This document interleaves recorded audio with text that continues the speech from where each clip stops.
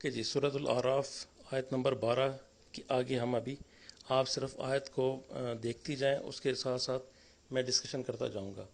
ہماری شیطان اور انسان کی دشمنی کا پہلا جو اعلان ہے، جو پہلی دھمکی ہے اور جو پہلا ایجنڈا سامنے آتا ہے، وہ سورۃ الاعراف کی آیت نمبر 12 سے شروع ہوتا ہے۔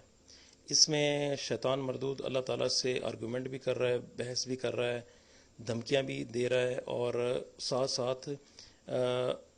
قیامت تک کے دن کی مہلت بھی مانگ رہا ہے۔ اور کس دھڑلے سے مانگ رہا ہے، اس کی جرت کو دیکھیں۔ اور یہاں سے ہماری دشمنی تو خیر حضرت آدم علیہ السلام سے شروع ہو گئی تھی، جب ان کو ورغلایا اور وہم وسوسوں میں ڈالا، لیکن جو باقاعدہ اس نے اعلان کیا ہے بغاوت کا اور سرکشی کا علم بلند کیا ہے، وہ یہ سورۃ الاعراف میں اللہ تعالیٰ فرما رہے ہیں کہ جب اس نے سجدہ کرنے سے انکار کر دیا تو اس سے پوچھا گیا، اللہ نے کہا تجھے کس چیز نے روکا کہ تو نے سجدہ نہ کیا جب کہ میں نے تجھے حکم دیا تھا؟ وہ بولا میں اس سے بہتر ہوں، یعنی کہ ادھر وہ اپنی عقل کو استعمال کر رہا ہے، حکم کو نہیں دیکھ رہا۔ بیچ میں ایسے ہی مثال کے طور پہ ایک آپ کو بات بتاتا چلوں کہ محمود غزنوی کا نام آپ نے سنا ہوگا، اور اس کا ایک غلام تھا ایاز۔ تو محمود غزنوی ایاز کو بہت محبوب رکھتا تھا، بہت پیارا رکھتا تھا، اور اپنی فوج کا سپہ سالار بھی بنایا ہوا تھا۔ محمود غزنوی کے دربار میں جو وزیر، مشیر، سفیر اور اس کے درباری تھے، وہ اس بات پہ بہت جیلس فیل کرتے تھے، حسد کرتے تھے کہ محمود غزنوی بادشاہ سلامت ایک غلام کو اتنی اہمیت کیوں دیتے ہیں۔ اور ظاہر ہے جب وہ جیلسی کا عنصر پیدا ہو جاتا ہے تو پھر وہ اس کے خلاف سازشیں بھی کرتے ہوں گے، اس کے خلاف باتیں بھی کرتے ہوں گے۔ محمود غزنوی ان سے کہتا رہا کہ آپ کو اس کی اہمیت کا اندازہ نہیں ہے، ایک وقت آئے گا میں آپ کو ثابت کر دوں گا کہ یہ بہت اچھا انسان ہے اور مجھے کیوں پیارا ہے۔ ایک دن محمود غزنوی نے ہندوستان پہ 17 حملے چونکہ کیے تھے، وہاں سے ایک ہیرا لایا تھا محمود غزنوی۔ اس نے وہ ہیرا دربار کے سینٹر میں رکھا اور ایک وزیر سے یا مشیر سے کہا کہ اس کو آپ توڑ دیں۔ وہ مشیر یا وزیر نے کہا کہ بادشاہ سلامت میں کیسے توڑ سکتا ہوں، اتنا قیمتی ہیرا ہے، آپ ہندوستان سے لے کے آئے ہیں، کتنے آپ نے حملے کیے اور اس کے بعد یہ ہاتھ آیا اور پھر یہ سارا سلسلہ چلا، میری جرت نہیں کہ میں اس کو توڑ دوں۔ دوسرے سے محمود غزنوی نے کہا کہ تم توڑ دو، اس نے بھی جواب، تیسرے سے، چوتھے سے، پانچویں سے۔ اس کے بعد محمود غزنوی نے کہا ایاز کو بلا کے لاؤ۔ ایاز کو بلا کے لایا گیا۔ ایاز کو کہا محمود غزنوی نے کہ یہ ہیرا پڑا، اس کو توڑ دو۔ ایاز نے ودن سیکنڈز اپنی تلوار نکالی اور ہیرے کو کرچی کرچی کر دیا۔ جیسی ہیرا کرچی کرچی ہوا،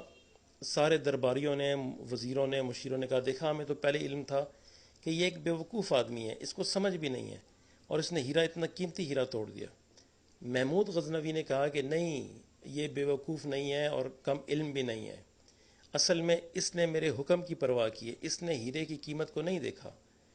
میں آپ سے کہہ رہا ہوں ہیرا توڑ دیں، آپ ہیرے کی قیمت اور اس کی قدر و منزلت اور اس کا اچھا ہونا اور ہندوستان سے میرا آنا، یہ سب بیان فرما رہے ہیں، گویا میرے حکم کی کوئی اہمیت ہی نہیں ہے۔ ایاز نے یہ نہیں دیکھا کہ وہ آگے کیا چیز پڑی ہے، اس نے دیکھا کہ بادشاہ سلامت کیا حکم دے رہے ہیں، تو اس کو میرا حکم پیارا تھا، تو اس نے فوراً توڑ دیا۔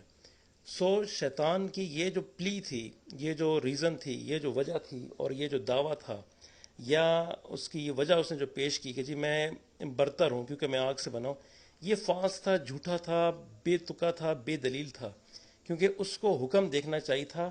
اس کو یہ نہیں دیکھنا چاہیے تھا کہ میں افضل ہوں یا میں آگ سے بنا ہوں۔ سو پہلی نافرمانی، پہلی ریبیلیس یا پہلی بغاوت، پہلی سرکشی اس سے یہ ہوئی۔ اچھا، سرکشی ہو گئی، بغاوت ہو گئی، پھر کیا کرتا کہ فوراً سرنڈر کر دیتا، فوراً رجوع کر لیتا، غلطی ہو گئی توبہ کر لیتا، معافی کی درخواست کرتا، اپنی غلطی شمار کرتا، لیکن وہ اس پہ اکڑ گیا۔ تو اللہ پاک فرما رہے ہیں کہ جب ہم نے اس سے پوچھا کہ تجھے کس چیز نے روکا سجدہ نہ کیا، تو اس نے کہا کہ میں اس سے بہتر ہوں، مجھے تو نے آگ سے پیدا کیا اور اسے تو نے مٹی سے پیدا کیا ہے۔ تو اللہ تعالیٰ نے کہا پھر تو اس آسمان سے اتر جا، یعنی کہ پھر نکل جا، مردود ہو گیا، دفع ہو جا، کیونکہ تیرے لائق یہ نہیں تھا کہ تو اس میں تکبر کرتا۔ اللہ تعالیٰ فرما رہے ہیں کہ تیرا اس میں جواز بنتا ہی نہیں تھا کہ تو تکبر کرتا کہ جی تو بڑھتا رہے اور وہ کمتا رہے، لہٰذا تو نکل جا، بے شک تو ذلیلوں میں سے ہے، یعنی کہ تیرے پہ لعنت ہو گئی، تو ذلیل ہو گیا۔ اچھا، اب یہ کیا کہہ رہا ہے؟ بجائے اس کے کہ یہ سرنڈر کرتا اور پھر کوئی توبہ کا راستہ ڈھونڈتا، اس کے بجائے یہ کہہ رہا ہے مجھے اس دن تک مہلت دے، یعنی کہ ایک تو سرکشی بھی کر رہا ہے، نافرمانی بھی کر رہا ہے، اس کے اوپر اس تمطراق کے ساتھ اور اس ہوپ کے ساتھ، اور اس کی ہوپ ٹھیک بھی تھی کیونکہ وہ جانتا تھا کہ اللہ تعالیٰ بہت کریم اور بہت سخی اور بہت رحیم ذات ہے،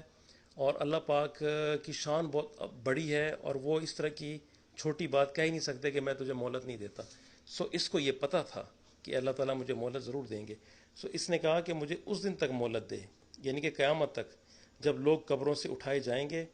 اللہ تعالیٰ نے کہا بے شک تو مہلت دیے گئی، یعنی کہ تجھے مہلت دی گئی، اور تو ان لوگوں میں سے جن کو مہلت میں نے دے دی ہے. تو پھر اس نے کیا کہا؟ وہ کہتا ہے پس اس وجہ سے کہ تو نے مجھے گمراہ کیا، یعنی کہ مجھے تو نے مردود قرار دے دیا، میں نکل گیا تیری رحمت سے، تو میں ان لوگوں کو گمراہ کرنے کے لیے جو تیرے سیدھے راستے پہ چلتے ضرور بیٹھوں گا. مطلب جو تیری راہ پہ آنے کی کوشش کریں گے میں ان کے راستوں پہ نقب لگا کے بیٹھوں گا. جیسے یہ راہزن ہوتے ہیں، یہ چھپ کے اندھیرے میں بیٹھے ہوتے ہیں کہ کوئی راہگیر آ جائے، کوئی ٹریولر، کوئی اسٹرینجر آ جائے، یا کوئی سفر کرنے والا، یا اس سڑک سے یا اس راستے سے یا اس